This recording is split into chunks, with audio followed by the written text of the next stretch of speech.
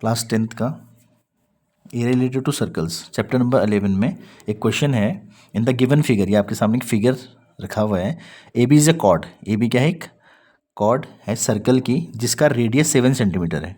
Radius कितना है आपके सामने? 7 सेंटीमीटर। सॉल्यूशन पे आते हैं। तो सबसे पहले रिप्रेजेंटेशन करना बहुत ज़रूरी है। आपको क्या दे रखा है? रेडियस कितना है? 7 centimetre and centred at O पे सेंटर्ड है। Find the area of the shaded region if angle A O B, यानी आपके सामने angle A O B given है। कितना है? 90 degree. You can say theta कितना है आपके पास? 90 डिग्री गिवन है। ठीक है, तो दो चीज़ आपको दे रखी है, एक रेडियस दे रखा है 7 सेंटीमीटर और एक एंगल ए ओ बी आपको दे रखा है 90 डिग्री। आपने ढूंढना क्या है? पहली चीज़, find the area of the shaded region. Area of the shaded region. तो फर्स्ट क्या ढूंढना आपने? Area of shaded region. Area of shaded region कैसे फाइंड आउट करेंगे इसे? जो आपको मैंने पिछले वीडियो में बताया था। क्या करना आपने? Area of sector, area of sector O A B बोला था मैंने। जो आपका सेक्टर है ये वाला ओ ए और बी, इस पूरे में से, ये पूरा सेक्टर है आपके पास, इसमें से आपको क्या माइनस करना है?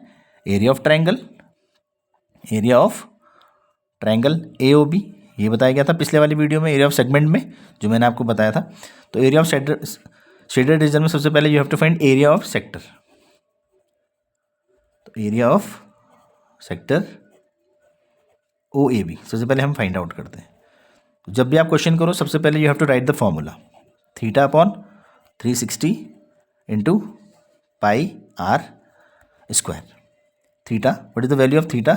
90 degree upon 360 degree into 22 upon 7 into R. What is the value of R? 7 into 7।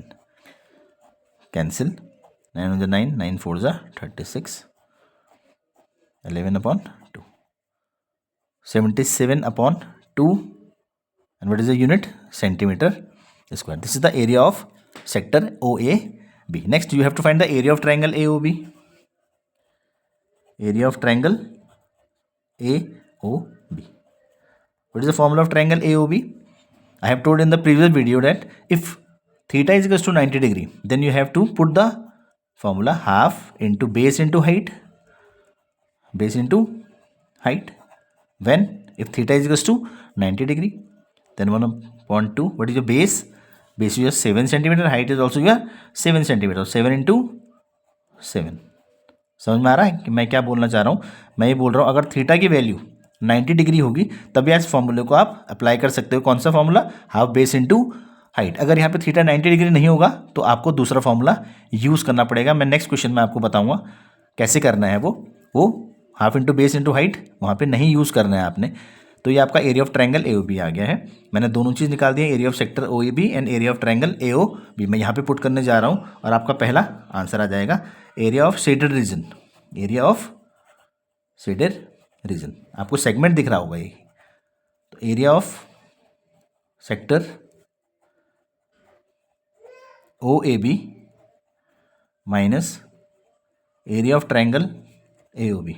अपनी कैलकुलेशन बिल्कुल सही रखिएगा और फॉर्मूले ज़रूर लिखिएगा, क्योंकि विदाउट फॉर्मूले आपको नंबर नहीं मिलेंगे। फॉर्मूला लिखोगे तो आपको आदत पड़ जाएगी फॉर्मूले लिखने की, इसलिए you have to write the formula. तो एलसीएम 2 77 माइनस 49, तो you will get 28/2, it is 14 centimetre square. Fine. तो एरिया ऑफ शेडेड रीजन कितना आया आपका? 14 सेंटीमीटर स्क्वायर। क्वेश्चन में एक और चीज बोल रहा है, also find the length of minor arc. You have to find the second, what he saying, length of minor arc A B. Length of minor arc A B, minor arc A B. तो this is your arc A B. What is the formula of minor arc A B? Theta by 360, it is a part of a circumference, then you have to write 2 pi r. 2 pi r. What is your theta? Theta is your 90 degree upon 360 degree into 2 into, write the value of pi, 22/7, and what was your radius? 7. Calculation should be accurate. In maths what you have to notice that your calculation should be 11 centimeter. You will not use centimeter square. This is your length of minor arc, not area. Fine. कई बच्चे यहाँ पे गलती कर देते हैं, यहाँ पे सेंटीमीटर स्क्वायर लिख देते हैं यहाँ पे, जबकि ये लेंथ है. सिर्फ आपसे क्या पूछा गया है? लेंथ. तो लेंथ किस में आती है? सेंटीमीटर में. कई बच्चे इसको सेंटीमीटर स्क्वायर लिख देते हैं. तो ये क्वेश्चन जो आपका आया था ये 223 यानी 2023 CBSE बोर्ड का क्वेश्चन है ये, और ये स्टैंडर्ड में आया था क्वेश्चन. कहाँ पर आया था? स्टैंडर्ड में.